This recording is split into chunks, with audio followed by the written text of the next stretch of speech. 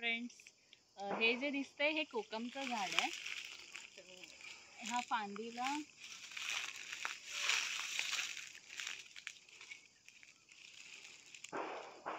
फांदीला बघू शकता.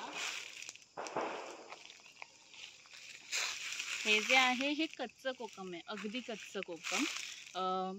हे ज्यावेळेस पिकतं त्यावेळेस हे रेड कलरचं होतं, एकदम लाल लाल. ते पण आपण काढूया.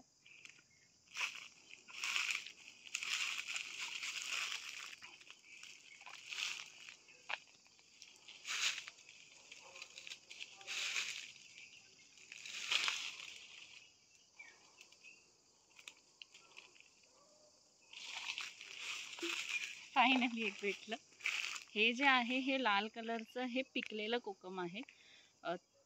हे ज्यावेळेस आपण फोडतो ह्याच्यामध्ये हा जो गर आहे, ह्या ज्या बिया आहेत ह्या सगळ्या सफेद कलरच्या, अजून हा पिकल्यावरती अजून ह्याच्या ज्या बिया आहेत ह्या रेड कलरच्या होतात. ह्या बिया सुकवल्या जातात. इकडची लोक ह्या बिया सुकवतात आणि ह्याचं जे पुढे जातं ते कोकम बटरमध्ये यूज होतं. ह्या बिया आपण अशा पण खाऊ शकतो. या बिया खायला खूप अशा आंबट गोड पद्धतीच्या लागतात.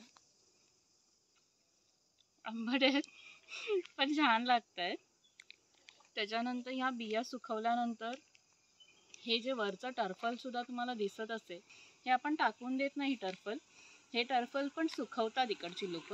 आणि जे तुम्ही तुमच्या भाज्या तुमच्या आमटीमध्ये आणि वापरता, त्या आमटीसाठी जी सोलं म्हणतात, कोकम जे म्हणतात, ते ह्या सोलांचं ह्या वरच्या टर्फलाचं बनलं जातं. तर त्याची एक वेगळी प्रोसेस आहे, पद्धत आहे, ती इकडे ती लोक सगळी फॉलो करून ते बनवतात. ह्याच टर्फलांपासून कोकमचं जे सिरप असतं, जे गोड आपण हे करतो, त्याच्यामध्ये फक्त साखर वापरली जाते आणि ते सुद्धा बनवतात इकडची लोक. तर हे असं सर्वगुण संपन्न गरमीच्या टाईमचं थंडावा, शरीराला थंडावा देणारं मस्त असं कोकम, आंबट गोड.